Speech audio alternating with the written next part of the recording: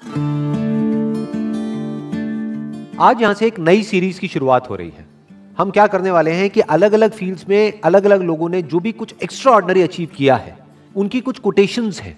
उन कोटेशंस के थ्रू हम उनकी थॉट प्रोसेस को समझने की कोशिश करेंगे कि वो किस तरीके से सोचते थे, ऐसा क्या था उनकी सोच में जिसकी वजह से वो कुछ एक्स्ट्रा ऑर्डिनरी अचीव कर पाए।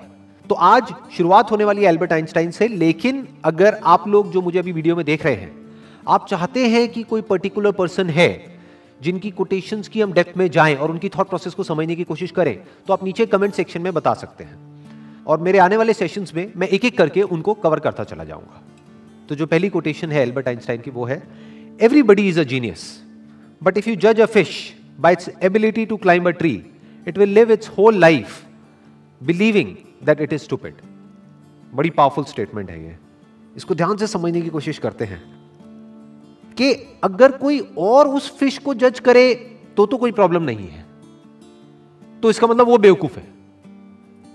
यानी कि अगर दुनिया आपको जज करे तो कोई प्रॉब्लम नहीं है, इसका मतलब दुनिया बेवकूफ है। बट अगर वो मछली खुद अपने आप को जज करने लग जाए इस बेस पे कि देखो मैं पेड़ पर नहीं चढ़ सकती तो मैं बेवकूफ हूं, तो वो बेवकूफ है। हर एक की कोई ना कोई एबिलिटी होती है। जैसे सचिन तेंदुलकर है, उनकी अपनी एक एबिलिटी है। एल्बर्ट आइंस्टाइन है, उनकी अपनी एक एबिलिटी है। अगर एल्बर्ट आइंस्टाइन को बैट दे दिया जाए तो वो कैसे लगेंगे? लोग हंसेंगे। या अकाउंट्स में डाल दिया जाता तो क्या होता? जबरदस्ती उनको चार्टर्ड अकाउंटेंट बना दिया जाता तो क्या होता? क्या वो कभी भी ऐसा कुछ अचीव कर पाते जो उन्होंने अचीव किया? No doubt he was a genius. But वो जीनियस क्यों थे? क्योंकि उन्होंने वही किया जो उनकी नेचुरल इंक्लिनेशन थी। जैसे कि एक मछली है, अगर उसको बोला जाए कि पानी में तैरो, तो वो पानी में बहुत तरीके से तैर सकती है। ऐसा कुछ कर सकती है कि जो देखने वाले हैं दे विल बी मेस्मराइज्ड। वो कहेंगे कि यार ये कैसे हो सकता है? जिसको पानी के अंदर तैरना नहीं आता है और वो उसको देखेगा मछली को, तो वो क्या कहेगा? ये मछली जीनियस है। तो इस तरह से पहले हमको समझना पड़ेगा कि हमारा पर्सनालिटी टाइप क्या है, और जब हम अच्छे तरीके से समझ जाएंगे और फिर एक्ट करेंगे, then sky is the limit. फिर सबके अंदर एक जीनियस है, फिर सब जीनियस है। Next quote is, education is not the learning of facts but the training of the mind to think. क्यों कहा जा रहा है ये? देखो क्या कमाल की बात इन्होंने कही है। बल्कि जिस वक्त इन्होंने कही थी उस वक्त कंप्यूटर्स इतने ज्यादा डेवलप नहीं हुए थे, इंटरनेट इतना ज्यादा पेनिट्रेट नहीं हुआ था, फिर भी वो देख पा रहे थे कि फ्यूचर में क्या होने वाला है। उसके बेस पर ये स्टेटमेंट उन्होंने दी है। क्यों एजुकेशन में लर्निंग ऑफ फैक्ट्स इंपॉर्टेंट नहीं है? क्योंकि आज की डेट में अगर बात करी जाए तो जो फैक्ट्स हैं या जो नॉलेज है वो तो एक क्लिक ऑफ बटन पे अवेलेबल है।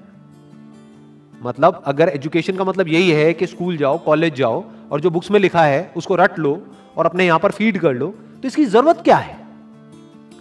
वो तो ऑलरेडी मोबाइल में है। जो बुक्स में लिखा है अगर उसको आपने रट भी लिया और यहां पर फीड भी कर लिया, तो अगर उसको रिट्रीव करना है तो कैसे करोगे? अपने आप से एक क्वेश्चन पूछना पड़ेगा, तभी तो वो याद आएगा और आप बोल दोगे। बट यही काम अब अगर क्वेश्चन पूछ करके ही आंसर आना है, तो वो क्वेश्चन तो आप यहां पर भी पूछ सकते हो मोबाइल में। आप इससे पूछोगे, हाँ भैया बताओ ये क्या है, वो क्या है, इस क्वेश्चन का आंसर क्या है, तो ये मोबाइल ही दे देगा ना आपको आंसर।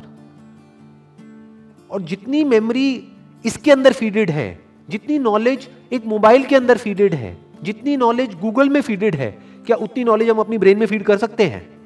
तो हमारी ब्रेन, अगर हम एजुकेशन को सिर्फ इतना ही समझते हैं कि एजुकेशन का मतलब कि फैक्ट्स को यहां पर फीड कर दिया जाए, तो हमारी ब्रेन इससे बहुत पीछे ही रहेगी, चाहे हम जितना मर्जी डेवलप कर लें। तो वो एजुकेशन किसी काम की नहीं है। तो व्हाट इज रियल एजुकेशन, ये समझना बहुत जरूरी है। क्योंकि अगर हम इसको नहीं समझते तो हम ऐसे लोग अपने एजुकेशन सिस्टम से निकालेंगे जिनके अंदर फीडेड तो बहुत कुछ होगा, बट उनको यही नहीं पता होगा कि सोचते कैसे हैं।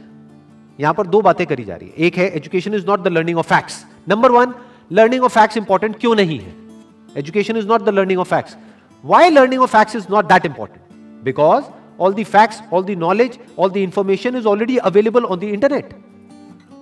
अगर उसको यहीं पे स्टोर करने का नाम एजुकेशन है तो ये तो किसी काम की नहीं है। वो तो ऑलरेडी स्टोर्ड है आपके मोबाइल में। जब यहां पे स्टोर्ड है तो यहां पर क्यों स्टोर कर रहे हो दोबारा से? As simple as that, number one. Number two, but the training of the mind to think, कि बच्चों को यह सिखाया जाए कि सोचते कैसे हैं और सोचना क्यों जरूरी है, क्योंकि लाइफ में जो भी प्रॉब्लम्स है, जैसी भी प्रॉब्लम्स हैं, उसका सॉल्यूशन कैसे निकलता है? सोच करके निकलता है। मेमोरी से नहीं निकलता है, गूगल से नहीं निकलता है, फैक्ट से नहीं निकलता है, नॉलेज से नहीं निकलता है, उस नॉलेज को यूज कैसे करना है उससे निकलता है। अगर मेमोरी से या बुक्स से सॉल्यूशन निकलता तब तो कोई प्रॉब्लम ही नहीं थी। किसी को पैसा कमाना है, इतनी सारी बुक्स हैं, पढ़ लो, निकल गया सॉल्यूशन। उससे नहीं निकलता है।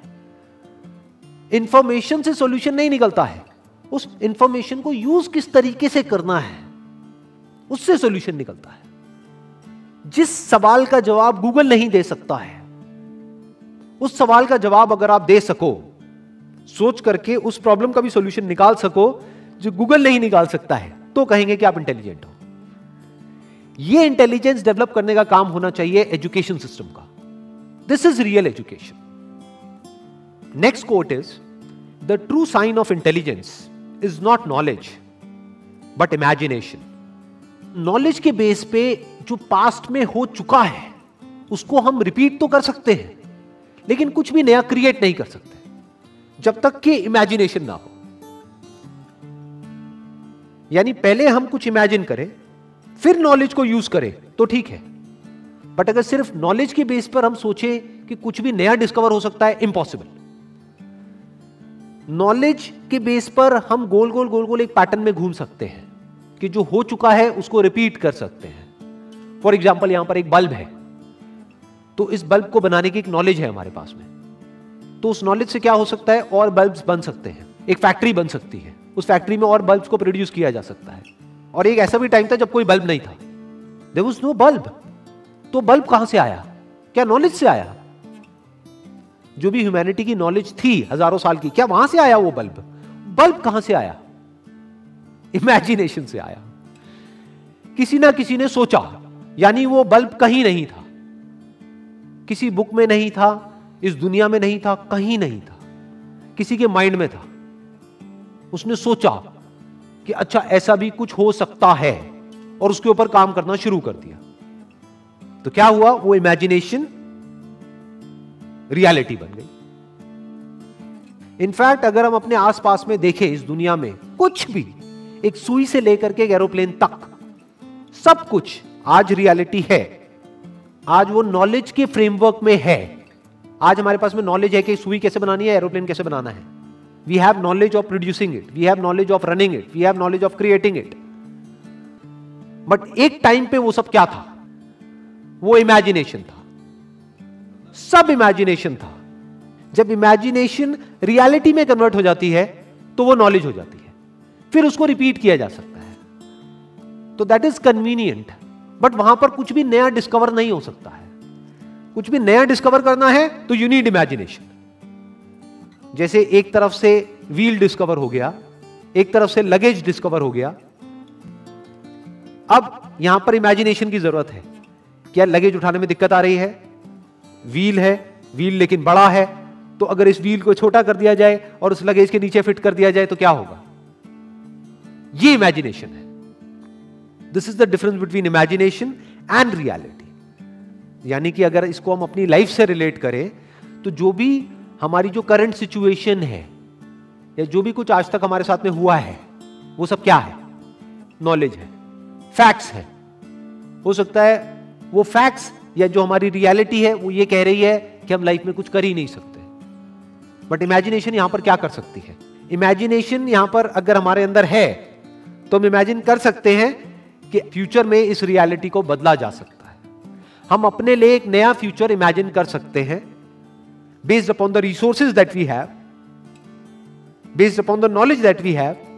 उस नॉलेज को, उस इंफॉर्मेशन को, उन रिसोर्सेज को यूज करके हम अपनी इमेजिनेशन को सच कर सकते हैं। तो इसलिए कहा जा रहा है कि इमेजिनेशन इज रियल इंटेलिजेंस, क्योंकि नॉलेज को तो एक रोबोट भी रिपीट कर सकता है। तो रोबोट को हम आर्टिफिशियल इंटेलिजेंस तो कह सकते हैं, रियल इंटेलिजेंस नहीं कह सकते। यानी कि कोई प्रोडक्ट है वो बनाना है तो वो तो मशीन्स भी क्रिएट कर सकती है और करती ही है। एक रोबोट भी बना सकता है, लेकिन कुछ ऐसा है जो रोबोट नहीं कर सकता, जो हम ही कर सकते हैं। That is real intelligence, that is human intelligence. तो ये कुछ कोटेशंस थी एल्बर्ट आइंस्टाइन की, जिसको आज हमने डीपली समझने की कोशिश करी है। अगर इसके अलावा आप चाहते हैं कि कोई और पर्सन भी है जिन्होंने कुछ एक्स्ट्राऑर्डिनरी अचीव किया है किसी भी फील्ड में, और उनकी भी कोटेशंस की हम डेप्थ में जाएं, तो आप नीचे कमेंट सेक्शन में बता सकते हैं। तो मेरे आने वाले सेशंस में मैं एक एक करके उनको कवर करता चला जाऊंगा। Wish you all the very best. Thank you so much.